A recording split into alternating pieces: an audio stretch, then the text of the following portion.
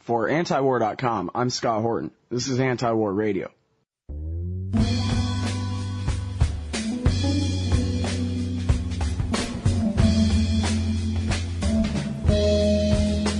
For those of you who hear these interviews only from the podcast at antiwar.com, you do know it's a live show. 2 hours a day. You can listen live at antiwar.com/radio, chaosradioaustin.org, or from my blog, thestressblog.com. And we're going to go ahead and start today's show by bringing up our first guest. It's Dr. Gordon Prather, our in-house nuclear physicist at antiwar.com. Veteran of the Navy, former chief scientist of the Army, worked at Sandia National Laboratory, was an advisor to Senator Henry Bellman, and is extremely experienced in nuclear weapons technology and in the legal shenanigans and processes and so forth surrounding nuclear technology and how it is dispersed around this planet. Welcome back to the show, Dr. Prather. How are you doing today? Pretty good so far. Well, that's good to know. I'm glad to hear it. Let's talk about North Korea and their detonation of a nuclear weapon the other day. I'm sure the information is already pouring in. Do we know how big of a yield this atomic test was? Well, no, all that we, I don't know who we are, the Russians claim to have done a seismic yield measurement that indicated and Russia borders the test site almost. It's not very far from where the Koreans set off this nuclear weapon underground, and the Russians said that the seismic yield that they measured was approximately that of the Hiroshima bomb, which was a different kind of bomb. That was a uranium-235 gun weapon, and we really don't know what the yield was, but the calculus, because there was nobody there to measure it, I mean, Truman, as soon as the damn thing got built, went over there and dropped it on a bunch of Japanese. But at any rate, we never tested that device, and so we're not really sure what the yield was, but the calculated yield was somewhere between 12 and 15 kilotons.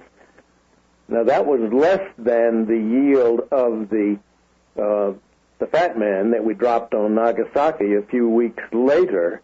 And we had tested that device, and so we were and done some diagnostics. Mm-hmm. So we were pretty sure what its yield, at least its design yield, was, and it was more than that, as much as 20 kilotons. Well, and what the North Koreans have is basically comparable to the Nagasaki bomb, right? A plutonium implosion bomb.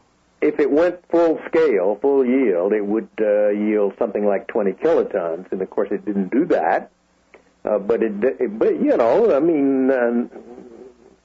a few 100,000 people at Hiroshima, that's on the way. Yeah, hey, 15 to 20 kilotons is plenty. Well, I think it's 12 to 15, something like that. All right. Well, so anyway, let me finish. Okay. The seismic yield, I've seen some reports in places like the New York Times that says, well, maybe it was an earthquake. Well, if the Koreans can tell you when they're going to have an earthquake, we need to get some of that technology. Right. Well, I'm living in L.A. now. I would like to have them, here. Give me a warning. Yeah. Well, and of course, the closer you are to it, and the Russians are the closest to it, and the Chinese, but particularly the Russians, and have a lot of experience in underground nuclear testing, and their estimates, or I would say the one to be believed. And, of course, the original test, they said, was a few kilotons, and everybody else said, oh, yeah, right.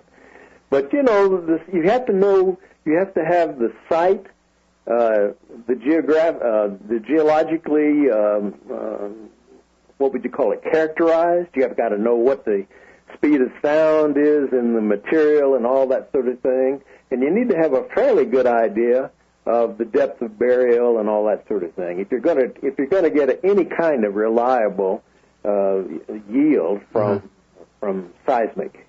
Well, and the Russians have all that information, right? They have all that capability now. In fact, and it's a black science. We worked many years at it perfecting it. So that, and this was at Nevada Test Site, where we had a well-characterized a site geologically, and we knew exactly when the bombs were going to go off, and we were sitting there all ready and waiting, and it was only a few miles away from where the explosion occurred.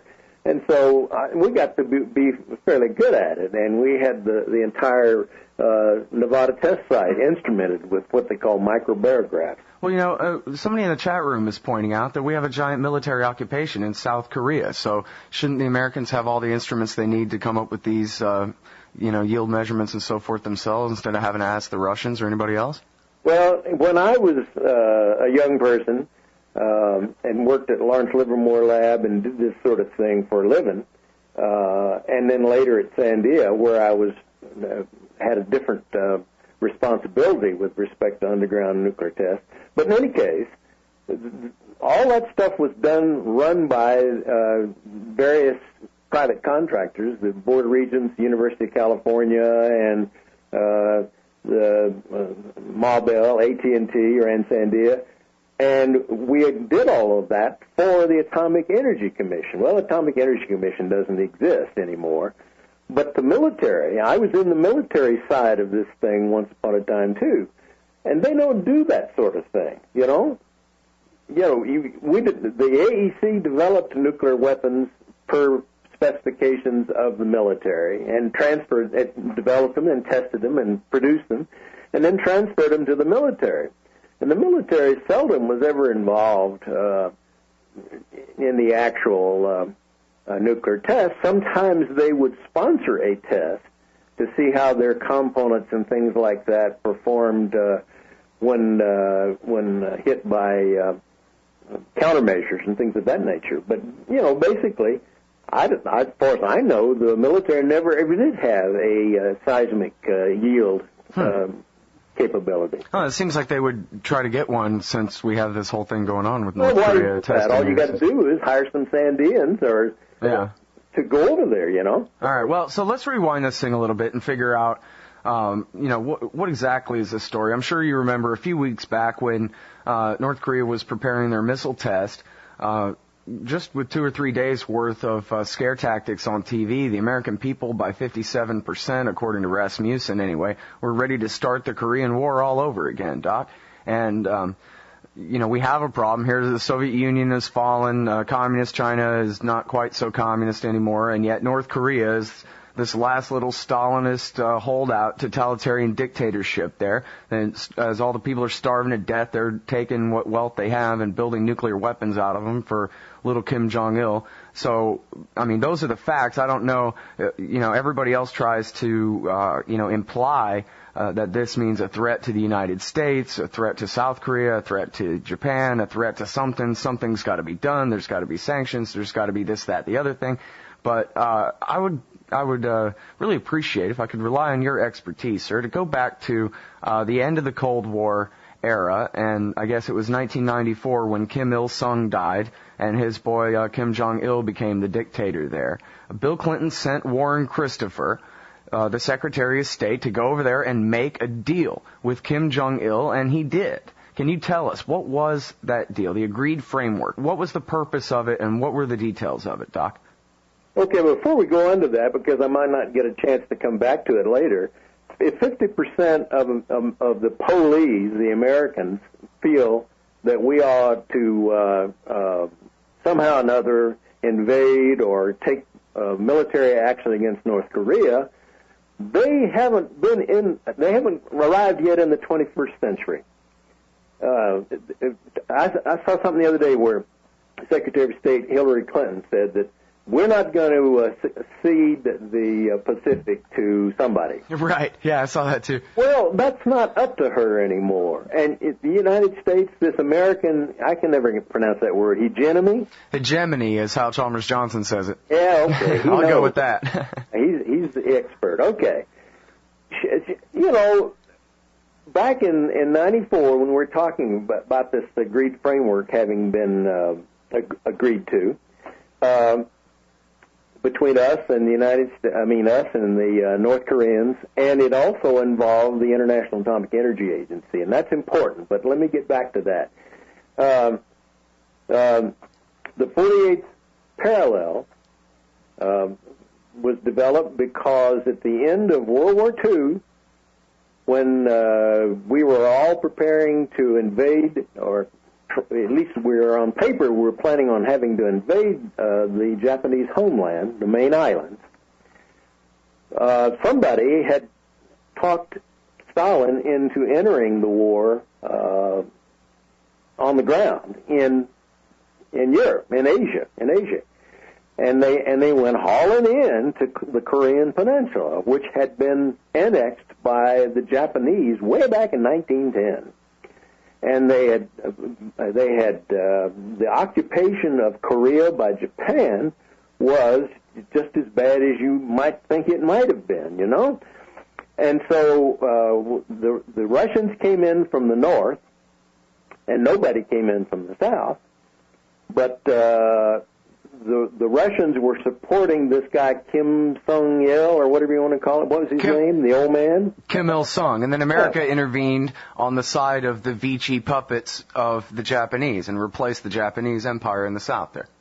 No, the Russians were allied with the people who had been insurgent all this time against the Japanese occupation. Oh, yeah. No, I'm saying then the U.S. came and took the side of the occupation forces. But we didn't actually put boots on the ground. The Russians had boots on the ground, and they were sweeping down, making good time because they were allied with the Korean opponents of the Japanese occupation and annexation. Okay, that's when the time that the Russians entered that war, or a couple of days after Truman dropped the first atomic bomb on Hiroshima, and a few days before he dropped the second atomic bomb on Nagasaki. And more historians and people like that are beginning to smell a rat, and they're beginning to think that the reason that Truman killed all those Japanese was to make a point to Stalin, whose armies were just going anywhere they felt like going, in Europe or in Asia or any other place. All right, so let's get this going here. We've only got about 14 minutes left. We've got to get to the Agreed Framework in 94 at some point. Well, the point is that the Russians continued to have a great deal of influence in North Korea, and the Soviets. And so as the Soviet Union began to collapse, the Russians forced the North Koreans, who had already become signatories to the Non-Proliferation Treaty, because they were forced to by the Soviet Union, and then the Russians. The Russians then said, okay, you've got to have all these facilities that we built for you or helped you build. You've got to make them subject to an IAEA safeguards agreement, which they had not yet done. And so in 1992, that's when this whole business started, that the IAEA began to have some problems with the getting the North Koreans to completely be open with them. And in particular, they claim that, well, it looks to us like you probably have made more plutonium in those fuel rods that you've had in your reactor and you've taken out than you're declaring. And therefore, we want to do chemical analyses of these particular fuel rods. But at any rate, that's where the whole hoo-ha began. And so Hans Blix, who at the time was the head of the International Atomic Energy Agency, reported to the Board of Governors of the IAEA, and then they wrote a letter, or they made some kind of request to the Security Council and saying, look, these guys are not cooperating right. Why don't you do something about it? And the Security Council declined to do anything about it, okay? But in any case, this so annoyed the North Koreans that they were being, their programs were being taken to the Security Council. They said, well, the heck with this, and we'll just withdraw from the treaty. And at that time, while this was all going on, there were joint U.S. South Korean military operations going on twice a year, down there in South Korea. And so they said, this is obviously a threat to our security. We're not going to allow you to come in and see every damn thing we got. And so we're withdrawing from the treaty. And that's the groundwork for all of this flap that's gone on since.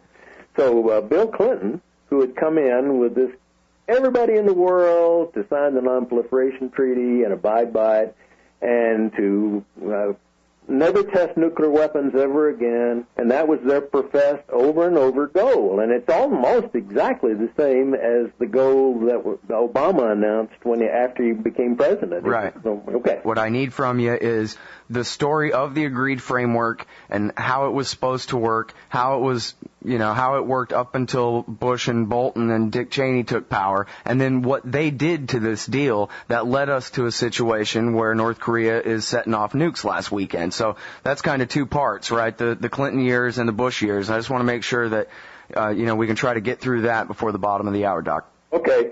The important point is that Clinton was horrified that North Korea was pulling out of the non-proliferation treaty, and so that's what caused him to send ambassadors and various people. Robert Gallucci, for example, was one of the negotiators, and they went there and they negotiated this agreement with the old man, I think, was still alive when they negotiated it.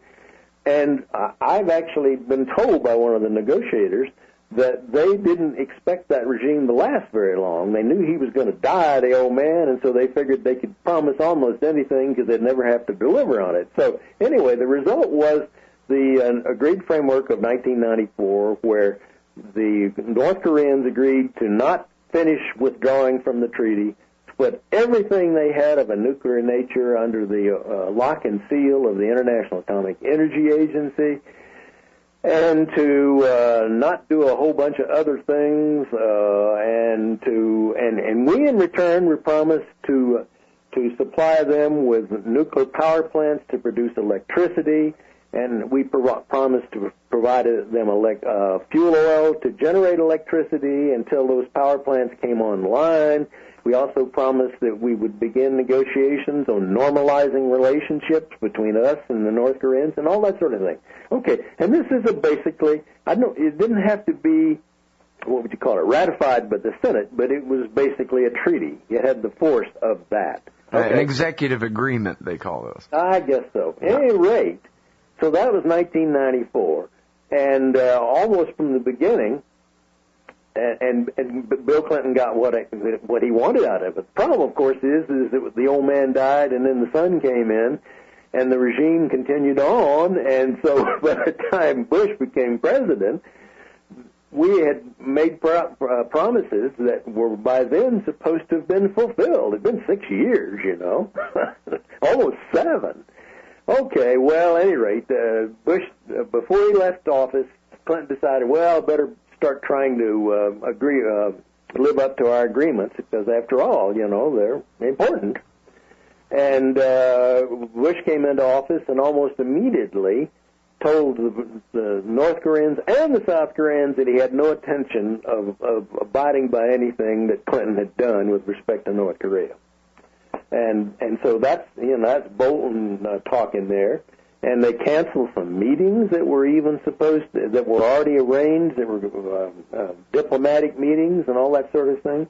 Well, at any rate, the next thing that happened is that in the beginning of 2002, Bolton and the rest of us, we called them on the axis of evil, and we accused them of developing nuclear weapons. And then in September of that summer of 2002, we made formal accusations that they had a secret uranium-235 nuclear weapons program that the IAEA didn't know anything about, and that therefore we were unilaterally abrogating this agreement, which we really couldn't do because it involved North Korea and the International Atomic Energy Agency, and you can unilaterally abrogate trilateral agreements like that. Well, now, hold on right there. I want to make sure and get this right. A bomb went off the other day, but all indications are that was made from plutonium. This secret uranium enrichment program that they were accused of having, that was the excuse for Bush-Bolton breaking the deal. Still to this day, there's not one atom of evidence on the planet that they ever started a secret uranium program at all. I wanted to make sure to get that out there. You can add, right or wrong or whatever to it. But also, I want to understand exactly the process of the breaking of the deal between, I think it was the fall of 2002 when they made these bogus accusations, Doc, and then the spring of 2003 when the North Koreans finally said, all right, enough is enough, and quit the IAEA and the NPT. No, you're right about it when the accusations were made.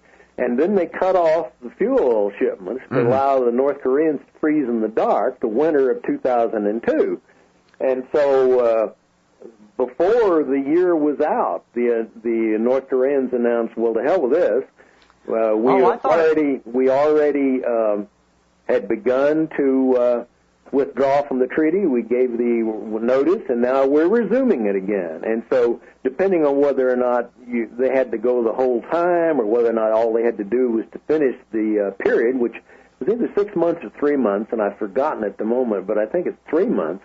So in January of 2003, basically before Bush even invaded Iraq, they announced that they were withdrawing from the treaty and they were going to start up their reactors, and they were going to separate out the plutonium from their spent fuel elements, and they were going to make a whole bunch more, and they were going to rethink their whole rationale for their nuclear program.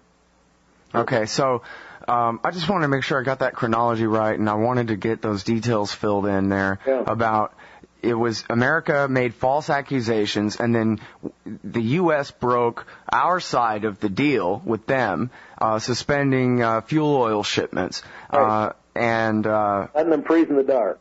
And then and as a result of that, they withdrew from the Non-Proliferation Treaty and kicked the IAEA out and began not making bombs out of uranium, as in the false accusation, but again out of plutonium harvested from their reactors left over from the days of the USSR. That's right. And basically the last meeting that Bush had with, I think it was with the president of South Korea that just committed suicide. Right. It was in Manila, somewhere like that. Right. Yeah, I like this story. This is an important story. That we could only end the armistice, that is the war between the North and the South there, if the North Koreans gave up all of their nuclear weapons and their weapons programs. And he didn't. I don't think he said it specifically, but he was still alleging that that North Korea had a uranium nuclear weapons program secret somewhere. Yeah, and that was something that I know you've written about in your columns for antiwar.com before, because the South Korean, I forget, president or prime minister, whichever, said, "Oh, I'm sorry, Mr. Bush, did I understand you right? Did you say that we could start working toward, moving from permanent ceasefire to an actual real end of the war and reunification talks before resolving the nuclear issue or at the same time?" And then Bush said, no, what I said was, Yeah. Well, anyway, the point is, again, that the six-party talks, they made an allowance, the six parties, that there would be bilateral talks that were separate between us and North Korea, the U.S. and North Korea.